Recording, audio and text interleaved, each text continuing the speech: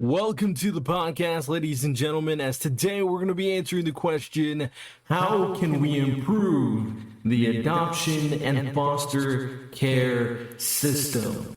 There's a lot of differing opinions when it comes to the system, and it's a very tough situation overall for the families, for the kids being adopted, everything. So in today's episode, we're going to be answering this question with someone who was adopted herself as she tells her story and talks about her general opinions on the adoption system and foster care system in America currently. So stay tuned for the episode and look forward to stuff like this.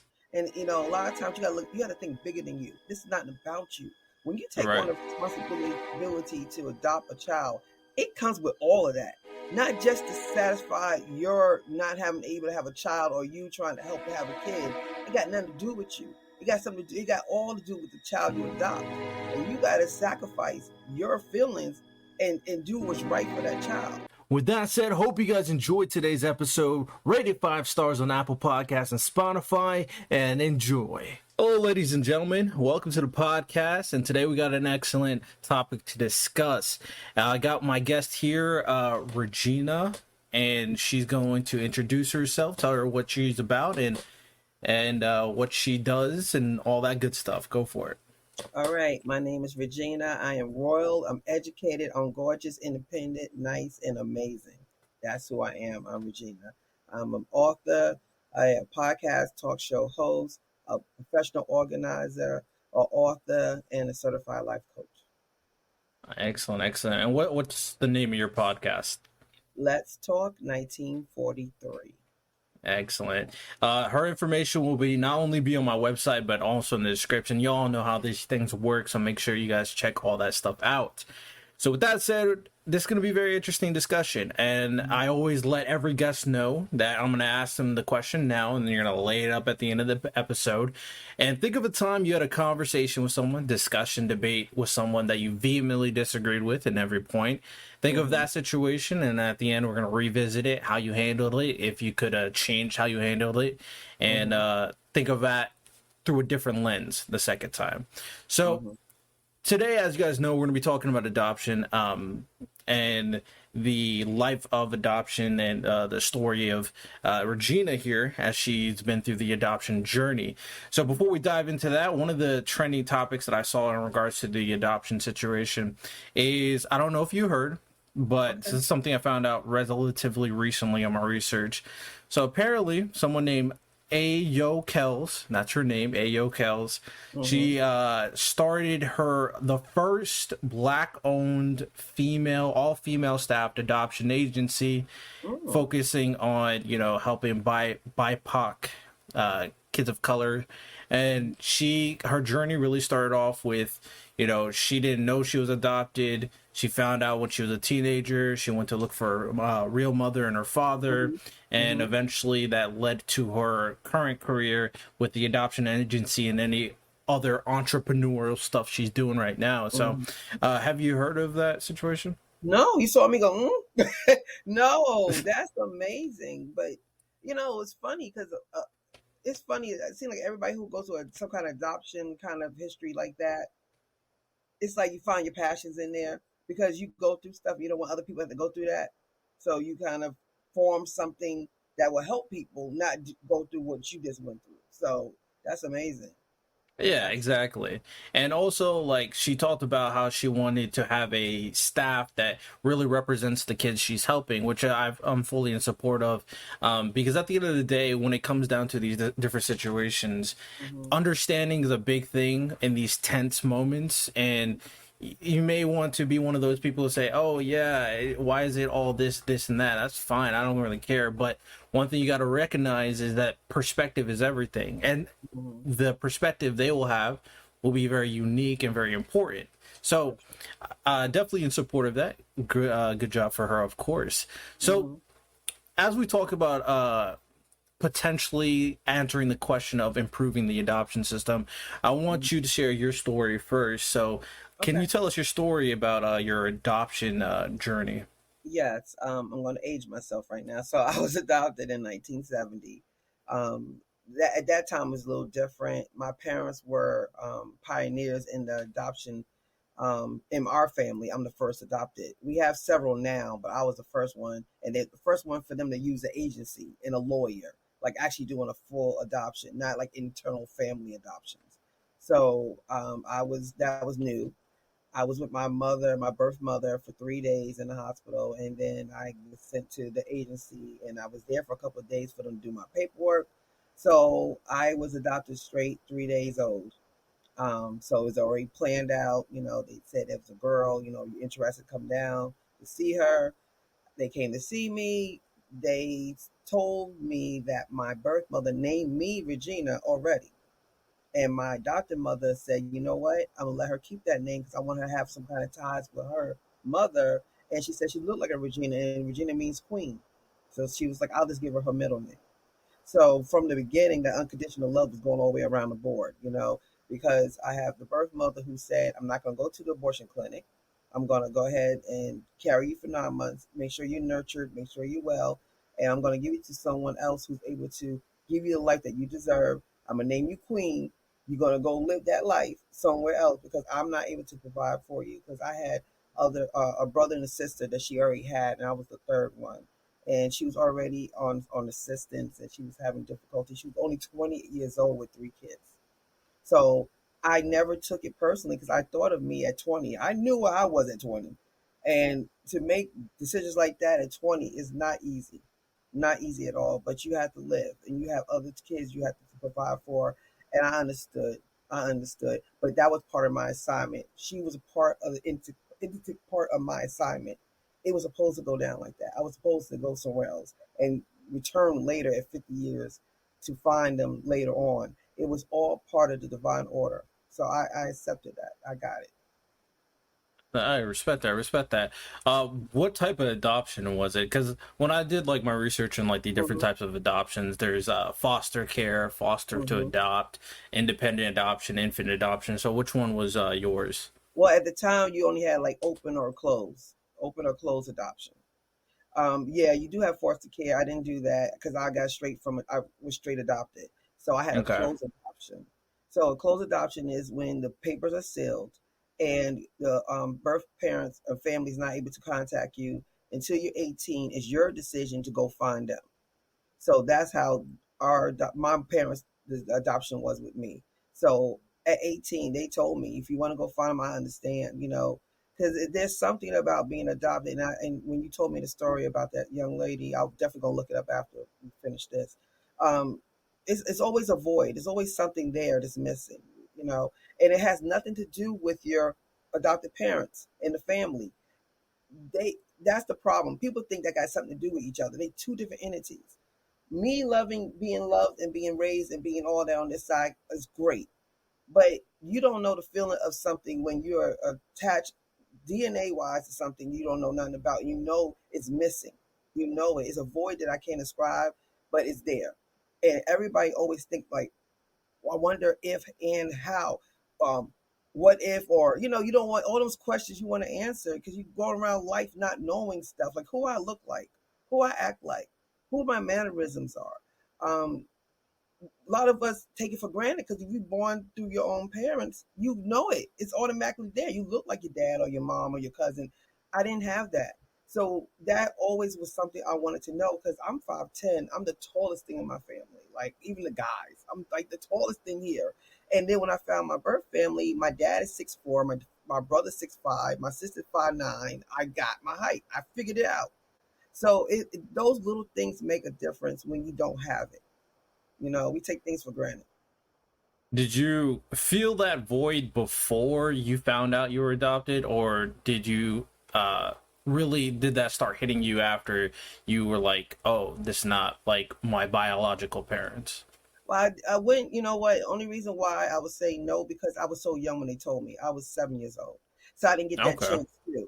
But there's probably people, and there's a lot of adopted parents that are scared to tell their kids they're adopted because the fear of the insecurities of you leaving and go find that birth family and leave them, right? So Right. that's their insecurities as human beings. They are human beings before they parents. So they have insecurities and they have issues with that. So they don't realize how much damage they're doing.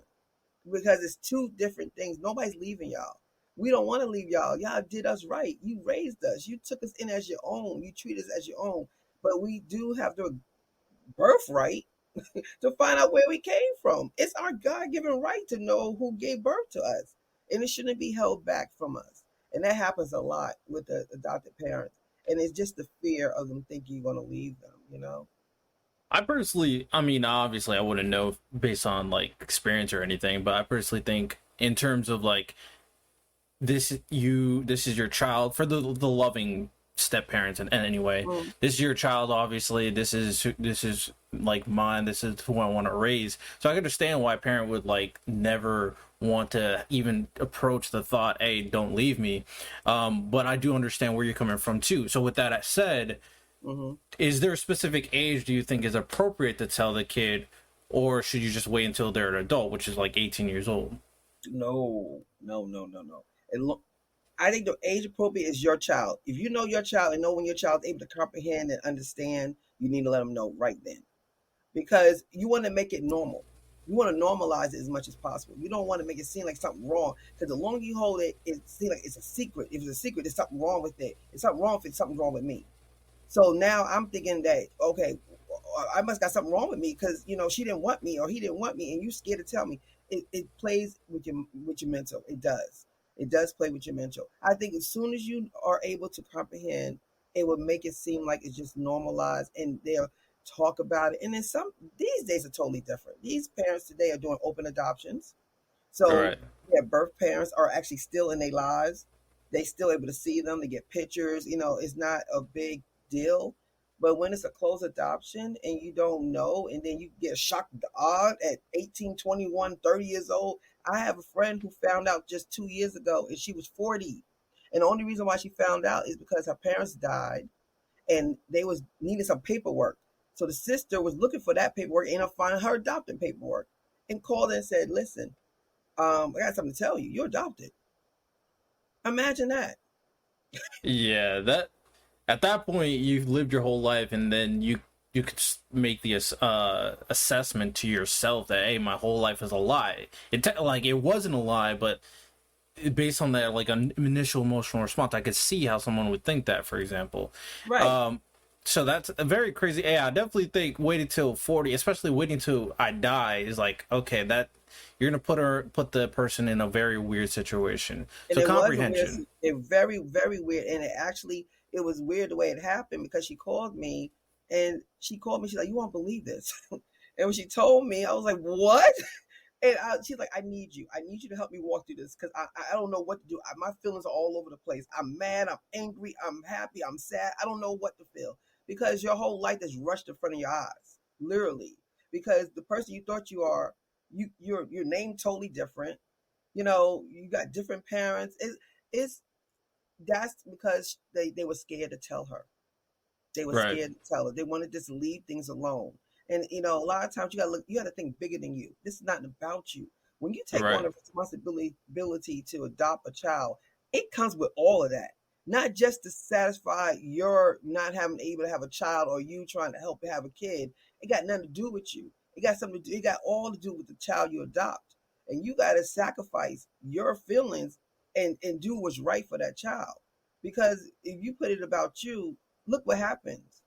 Look what happens. You leave a mess, All right. and this happens a lot, and especially like you just said, the story about the young lady who found out so late. That's why she's so passionate in helping these kids, because she don't want them to go through what she went through. So I know she was like shocked, like what in the Yeah. world? Yeah, to put a little bit more context, based on what the article said, is Mm-hmm. that apparently she found out in her teenage years, and how she Mm-hmm. found out is someone was like, "You're adopted." She brought that up to her parents, at like a kid said it to her in a joking manner. She told her parents, and then at that point, their parents were like, "Okay, let's tell her." So it was a very like weird situation to find out, because initially you thought it was just a joke, for example, right? So Mm-hmm. But yeah, you know it's a what very comes with that? You know what comes with that? The risk. That's the risk you take when you don't tell. Because see, a lot of times your adults in your family tell their kids. Your cousins Yeah. could know or overheard a conversation, and they don't think it's a big deal, and they say it to you like they thought you knew, or they were just talking to you about it. They being simple. It's not like malice, but look what happens. This little kid told her, "Oh, you're adopted." Oh, I'm adopted parents? Oh, I guess I need to tell you now. So you wasn't gonna tell me. Only reason why you told me because somebody told me. Yeah. And like it's obviously much more difficult when you obviously do not look alike. Like if it's, a white family and a black kid, and obviously if this kid hangs out with other kids, like, yo, you don't look like your parents, like it's gonna start clicking. So it's definitely one of those situations where Mm-hmm. finding the right time. I think you're onto something. It probably should be younger, because at that point they're gonna they can live the rest of their lives knowing this information and adjusting Mm-hmm. to it, and Mm-hmm. being comfortable in the situation itself. Mm-hmm. So my next question for you, because it seems like, when it comes to identities and your journey, Mm-hmm. like big experiences really play into where you end up in life. And obviously adoption is very much intertwined with yours. So at Right. what point did it click that this is something that I want people to know, this is the story I want to tell and help people with? Well, I suppressed it. I didn't tell anyone because, well, of course, my family knew, but I'm talking about outside of my family. I didn't tell them because I remember when I was younger, kids used to make jokes about it. They would All right. say, "Oh, so and so's adopted. The parents don't love them. They left them in the garbage, or they left them at the fire station, or kids will just do being kids, right?" But I was Exactly. like, "Well, what's not going to happen is you're not going to get me and tear me up, and then have my parents. We're not going to be the butt of your jokes." So I'm not telling you. I'm not saying that because I know what happens when I say something. But see, I ended up damaging myself because when I did that, when you suppress, just like a soda, you shake it, it gotta come out. You can't. Nothing suppresses in you. Everything comes out, but it comes out differently as you put it in. So I ended up having validation issues. I was a people pleaser. I had low self esteem. I had issues because of this. Because when you hide who you are, you don't love yourself. There's no way. How can you love yourself when you don't let people know who you are? Because you're True. ashamed. Right. So when you're ashamed of yourself, you don't love yourself, you act accordingly. You act like you don't love yourself. And you do those things because you're trying to build this thing up. And I needed someone else to tell me how great I was because I couldn't tell myself. So when you want validation for someone, you keep, hey, how good am I? Tell me how great I am. Because you need to hear it because you can't tell yourself because you don't feel it. That's a very good point. That's a very good point. So Mm-hmm. I could see, when it comes down to it, it not only do you have to, it takes acceptance, but it definitely takes growth as well. So at Mm-hmm. what point did you feel that when you grew enough as an individual to let this story be who you are moving forward? It actually took me to have a mental breakdown in 2019 to actually find the core of the issue. I was putting band-aids on the symptoms I just told you. I was putting band-aids on those, but I wasn't hitting the core. And I really didn't think that the stem of the core was that because I never really talked about it. So at the time, I didn't get the suppression part. I didn't get that. I was like, oh, well, it's just, I just don't value myself, or I just, I didn't think of it as the reason why you're doing these things is because you don't really value yourself because you don't love yourself enough to tell people who you are and stand in your truth. That's the problem. So when I figured out my works, I went to a counselor and did my work. And when I figured it out, then I was like, you know what? I have to do this. So on my 50th birthday, I had a Zoom party because it was COVID 2020. And I had invited, I found my family a couple months earlier. I invited them on the screen. My friends and family looking at these people like, okay, they look like her, but who are these people up here? And then I did it in a certain way. I introduced them, and the whole place went crazy. They screaming and hollering, they running, they crying, because they're like, why? And then, the first thing they say to me is, why you didn't tell me? I was like, because it wasn't about you. It's about me. It wasn't about you. I had to do this for me because I wasn't ready to tell myself. How could I tell you? Mm, yeah. I think that makes a lot of sense. And it really tells you another aspect, beyond that, in the importance of mental health. And Mm-hmm. again, people, I'm going to reiterate this many, many times, because in America, one of the biggest things that our current society is suffering from is mental health issues and not Mm-hmm. being able to cope with these different issues and these different Mm-hmm. traumas, of course. And ReGina eventually, hit that point where she wanted to face it head on. So Mm-hmm. obviously you did face it head on. You made it something that's part of your identity. You made a story out of it. What do you think your story, and what do you think the purpose behind what you're doing, what impact you want it to have? Well, I wrote a book. It's called Adoption: The Unknown Blessing, because everybody, my cousin, my newfound cousin, she helped me find my family because I was on Ancestry, and she kind of helped me figure this thing out. And she was like, "Wait a minute, you found both your parents in one day. Like, this is incredible. You got to write about this. This whole thing is incredible. How you revealed it and how you dealt with it, and you had to go to camp. You had to break. She's like, you got to write about this." And I was like, "I'm not no author. I never, I'm not a writer like that." But when it was put on me, and God was like, "It's not about you. It's about others. You're supposed to tell the story for somebody else, not for yourself. You pour your heart out and you put it out there to the world and let somebody else learn from it and get what they need to get from it, right?" So it wasn't about me no more. So I did when he said that, I started writing, and it ended up helping out so many people, and I got so many responses from people who were adopted or didn't know, like their father is not their biological father. People were calling me and telling me that. I knew these people for 30, 40 years. And it was like, you know what? Because I did it, they was able to say, you know what? I always wanted to take that test because I knew that my dad who raised me wasn't my biological dad. But now I got the strength to do it because of your story. So it was worth it. It was totally worth it writing that book. Totally worth it. Okay. What are some key things that you want kids or even adults to know that are going through this adoption situation? Some obviously you could argue that hey, they went through it fine and they grew up fine, but for the people the people who we're talking about, the people who did not know how to cope with it, what are a few things you have to say to those people? I would say to do your work first. Work on you first because you got to be in a place that you got to be ready to accept anything, right? So if you're about to embark on finding your family, is no promises, no guarantees. You don't know what's going to happen. You don't know if they're going to accept you, they not. You don't know what's going to come with this mixed bag. You don't know the type of people you're going to meet. So you have to be ready to understand and be able to say, okay, I'm at peace regardless whatever happens. That long as I found what I need to find, if it didn't work out to be a great relationship, I'm okay with that. Like, you got to be okay with that kind of stuff, because a lot of times, people say, well, how was it when you went out there and did it? Was you scared? I was like, no, I wasn't scared because I already knew what I was getting myself into. And I knew if they didn't accept me, it's okay. Because what can you do? You can't make people do stuff. I mean, so I would tell a person, if you're about to do this, embark on this, figure yourself out, do your work on you, pray, ask God to give you guidance, read up on stuff, like kind of go in there equipped.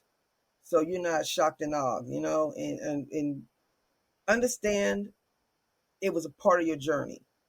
It was nothing wrong.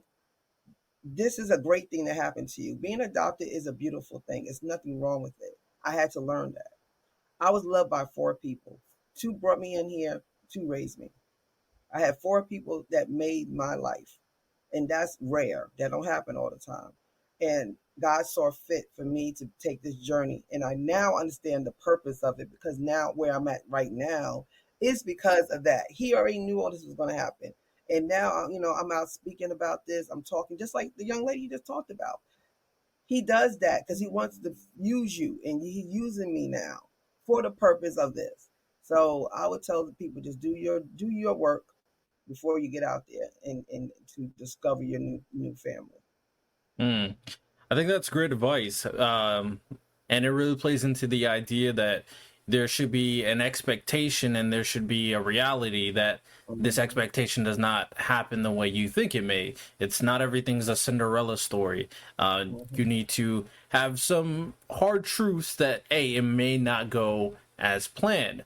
But Mm-hmm. one thing to always consider in these situations is that closure is still very impactful and very Yes, it healing. is. So Yes. always take that in mind. So with that said, you obviously are very much in tune. You've been through the adoption system, and Mm-hmm. you've been you've talked about it plenty. What is your general opinion about this current US adoption system? I feel that the adoption system should work a little bit on the other side of the spectrum, meaning with the adopted parents, and equipping them to understand what they're embarking on. Not just taking a child home, but dealing with how you're going to handle it when it's time for them to know where they're from. Or, I think they need to give them sign something or something to say that you're going to let your child know that they're adopted. I think that should be part of the adoption process. I Mm. don't think it should be something that they keep a secret. I think they need something to make them accountable to tell their child that they are adopted, because it really tears people up. It tears up people's lives, and a lot of times, in most cases, adopted parents are not adopted children. Okay. They're not going to know how it feels. They don't know that. They came from parents birthed out the canal. They know where they came from. They know who they look like. They know their mannerisms. But they do great things because they actually love you. They love you.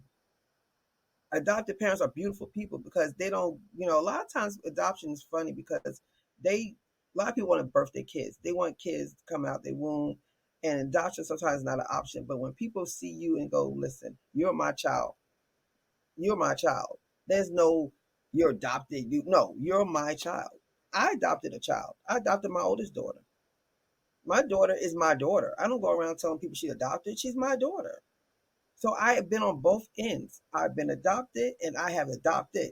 So I know both ends of the spectrum, and I know parents need to be more honest with these kids. I heard so many horror stories about these parents not telling these kids they adopted, and they find out in the worst ways, and it ruins their relationships with their adopted parent, or I won't say ruin, it damages their relationship because it's a trust thing going on now. Now I'm like, how can I trust you? You sat there and didn't tell me this, all this. So you don't want that.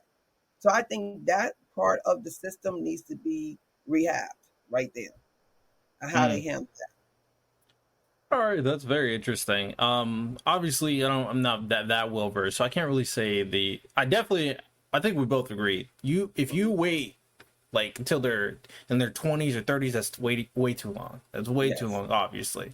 But from what I've seen, from what I gathered, well, some of the main reasons why adoption is a thing is because the parents are either neglectful, they abandon them, or some type of abuse is part of it. So what do you say to those parents that choose not to tell their kid because they don't want them to deal with those traumatic individuals who put them in the system in the first place? And that's a good thing because that was on my other side, on me adopted. We discussed it with her. Me and my husband discussed it with her, and we was like, listen, we want you to meet, but you need some age on you because what you're about to see, you're not equipped. You're not raised that way. You're not going to understand it. And I never doubt, I never talked bad. I never said anything, I was like, always told her she loved her. She totally loves you, but it's just that the life that she's in right now is going to be hard for you to grasp. So we need you to be 18 so you'll be able to understand what's happening, because like you said, you don't want to put your child in a situation and have them messed up. But yet you can't keep them from them because they need to know the truth eventually. So our thing was 18. So at 18, she was allowed to go and see her and do all that with her. And now she's almost 30 years old. So now she understands what's happening and she will talk to me about it. And, she still got love for her and she loves her siblings and she loves her family and she goes visit them all the time. And I'm glad she is. I'm glad because I'm her. I understand. You want to be, with your siblings and be with people and you're looking at people and they look like you. You love that. I get it. So I guess because with me it'll be a little different because I'm an adopted child, so I got it. But you have to eventually let them know. At 18, they are grown. You can't tell them not to see their family anyway. It's But very let them true. get old enough. Let's get them old enough so they could understand it and they won't it won't mess them up too much. Because at Yeah. 18, they're gonna see the world anyway. It's part of the world. You gotta learn. You gotta learn about other people's lifestyles. Everybody's not living your lifestyle. It could be a life lesson for you, Yeah, that's a very good point. And at the very least, it sounds like you want to introduce the idea, hey, you're adopted, but you don't want to go too in depth because you're not ready for that conversation yet. You Yeah, need I'm not gonna some tell you. I'm not experience. gonna tell no child no details. Like I knew things I wasn't gonna tell because you'd never want to put. It's not my job to put her in a bad light. That's not my job. Right. That's not my job. My job is to tell you that she loves you and she's in. She would love to do whatever, but she just can't at this time. I always kept it in a good light because that's not my job. Whatever needs to be revealed when she gets older, she's gonna see it for herself. I don't have to tell her that because I wouldn't want nobody to talk about my mother like that, you True. know. And my birth mother was not on drugs. She didn't have no. She was just a 20-year-old kid with two kids, and she was struggling. She didn't know how to feed them. Right. It was more on that level. It wasn't nothing, terrible that happened. Some people are just young. I know a lot of people who've been adopted, their mothers were young. They was in college and got pregnant. They were teenagers. Their parents told them that, you got to get out. They had nowhere to live. They couldn't survive. So they had no choice. They just got pregnant. And, back in the days, you get pregnant. It wasn't like it is now. You get pregnant in 60 and 70, they ship you off somewhere, have a baby, and you come back, the baby gone. Don't do that no more, but they did it back then. It was very shameful for you to be pregnant as a teenager back then. Yeah, I could definitely say things have changed quite a bit in this A current lot. generation. Yeah, it's changed quite a bit. But with that said, there's a recent thing that happened that also plays into that.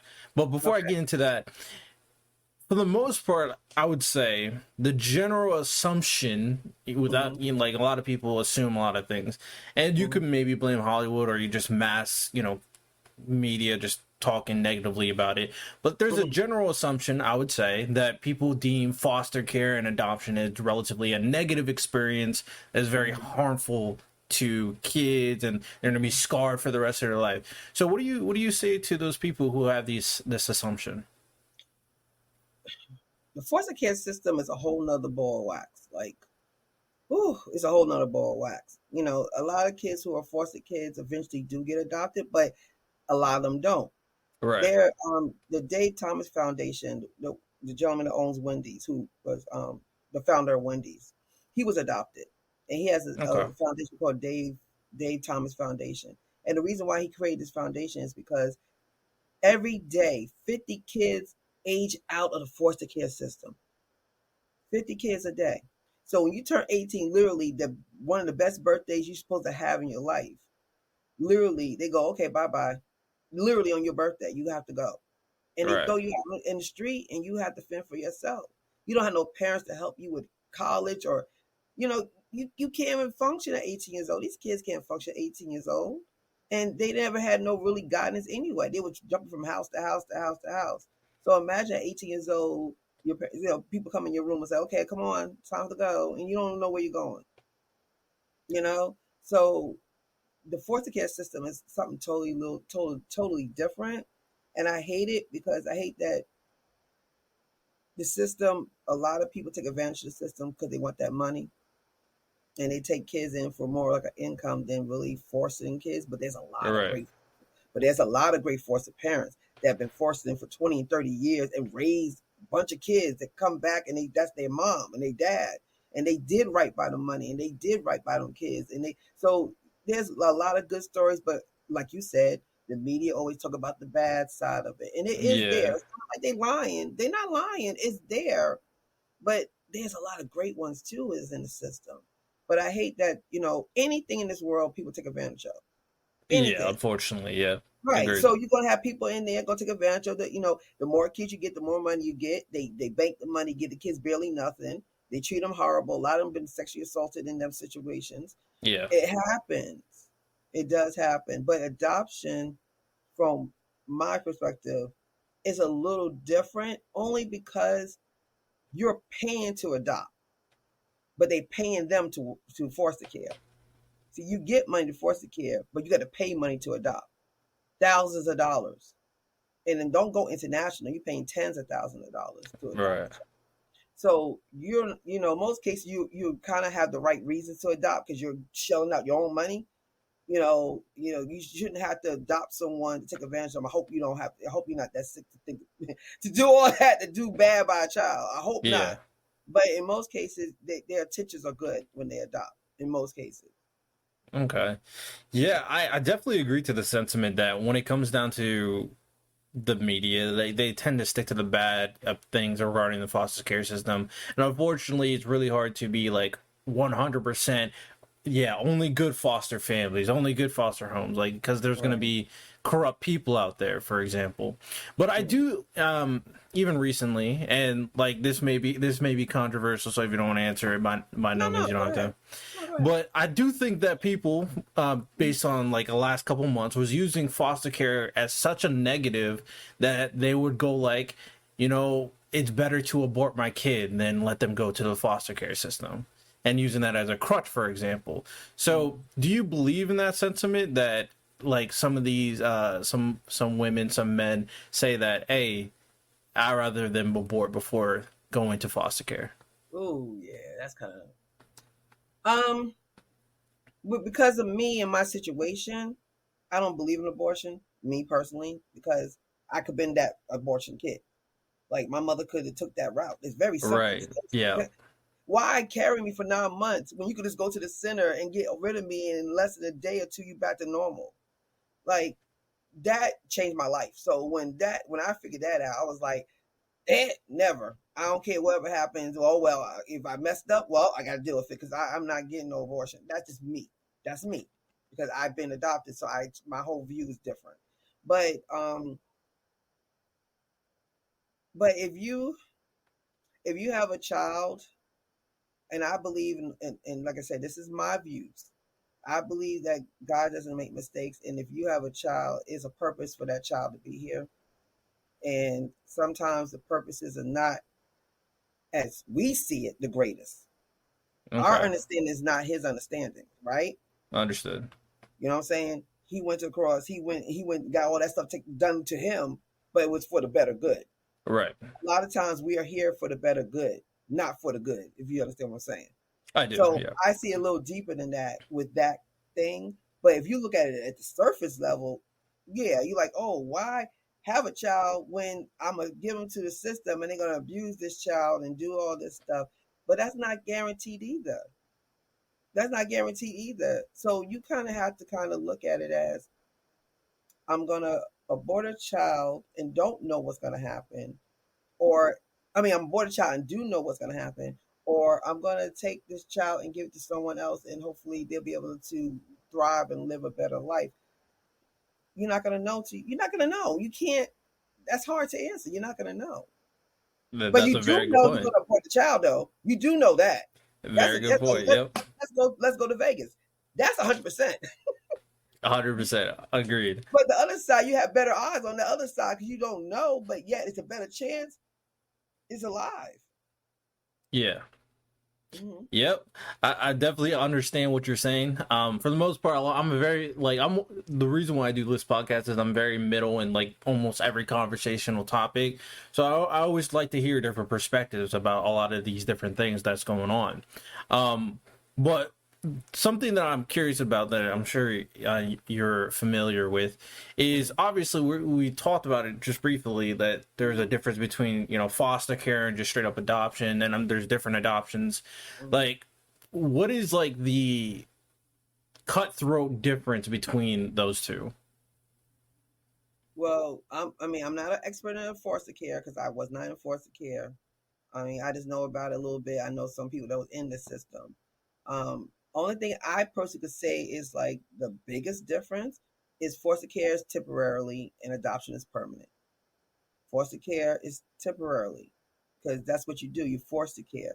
You're caring for someone until they get a permanent home. That's what foster Okay. care is. There's some foster care parents that keep the kids the whole time and they stay with them the whole time. Do you end up in foster care if you're not immediately adopted after birth? Right. Because if you're not, if a parent is gonna give up the rights of their child, most cases they'll get with the adoption agency. because they usually give you information and they'll say, hey, if you're looking to, you adopt, they'll give them to adoption. You'll link to adoption agency. So in most cases, it will be a person ready to take the child. In most cases, Okay. there's so many different adoption agencies. There's so many ways of adoption. So yeah, in most cases, but there's some people who go into the foster care system. Maybe they didn't do that route. Maybe they didn't. They were pregnant as a teenager. They didn't tell nobody, and so they just ended up Oh, having a baby, and there was nothing done, like no paperwork, no attachment, no. So yeah, they probably gonna have to go to foster care until they able to get it to an adoption agency. So it's so many okay. scenarios that could happen with that. But it's just the pre-work. You have to do that before while you're pregnant. You gotta decide that's what you want to do, attach to Okay. an agency, do the paperwork, the parents do their side, and then they waiting for the baby to be born, and so it's done right. But if you just pop in the hospital, have a baby, it's gonna take some time. So they may have to, temporarily put you there until they get you Oh, open. okay. Okay. I think I understand a lot more. Mm-hmm. I do think another aspect to it is that, there's really not proper information immediately. Like you would, if you go search for it, you can find anything, right? But I Mm-hmm. don't. A lot of these situations, a lot of these people, a lot of these young individuals, especially, do not know anything about what they're doing. So they either Mm-hmm. have to be guided or they have to have the forethought to research it themselves. So, Mm-hmm.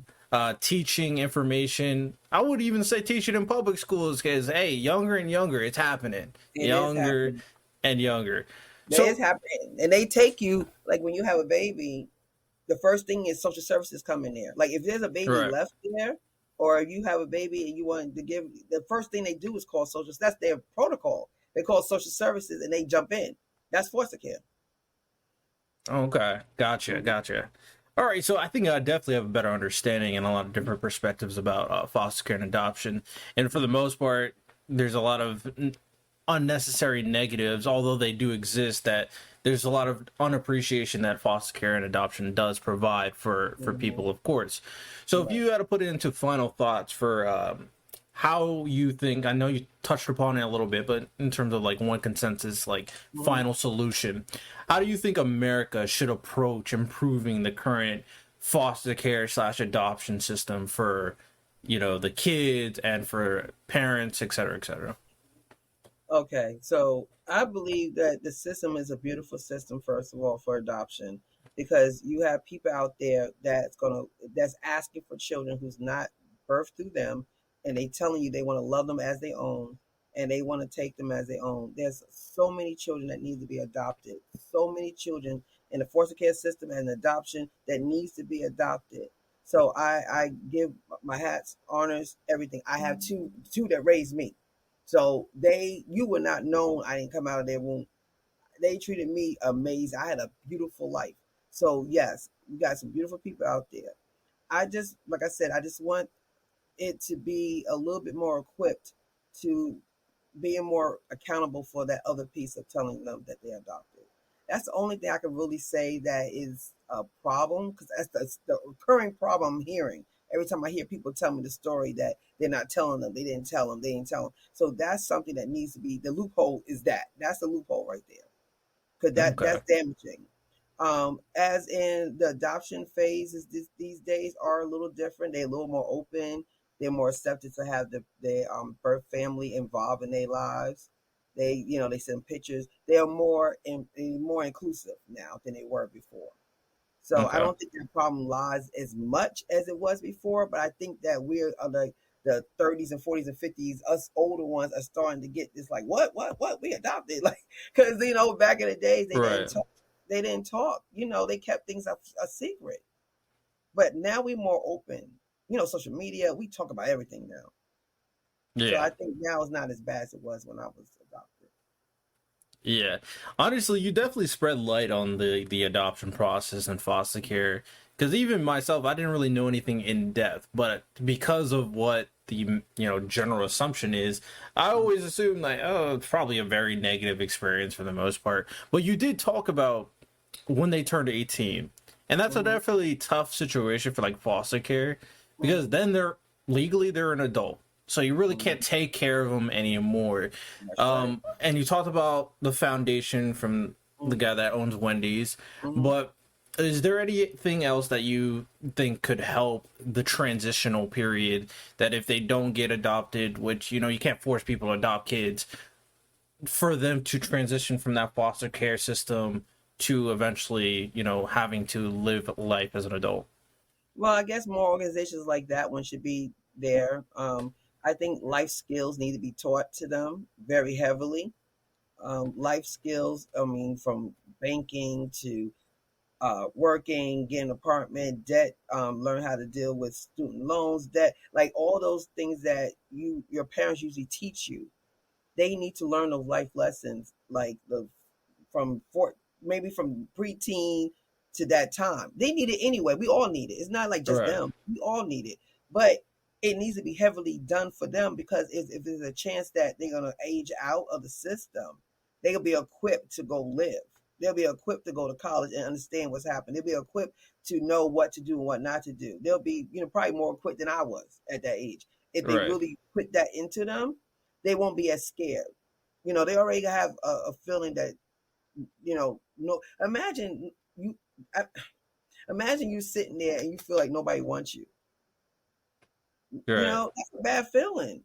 And on Yeah. top of that, you got to Very still emotionally live. damaging too. Yeah. Yeah, and then you have to go live. You're gonna have to go to work or school, or you're gonna have to, and all by yourself. All by yourself. So at least let's, lessen the load by equipping them enough that they could go out there 18, understand the world enough to make it and not feel lost, and on top of that feel like they not wanted. That's crazy. Yeah, very much agree.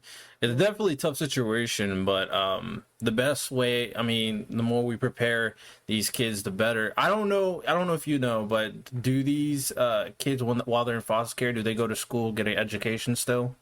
I mean, well, if you're in foster care, you in a family's home. But unless you in a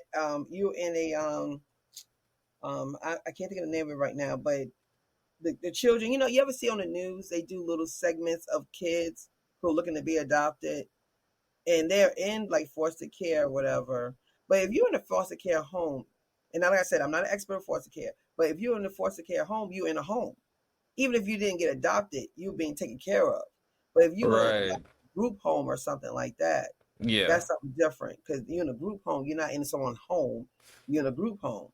So at 18, you have to age out because you're adult. You can't stay in a group home after 18. Yeah, I think the general perception is always thinking about those group homes. Because, like, for example, you have like some cartoon movie where the main villain was in a group home, he was treated bad, he ends up as a villain, etc., etc. So that's where people get these Yeah, weird I know you hear general that. assumptions. But there's so many other aspects to it that you mentioned that people should consider moving forward and stop having this general negative opinion.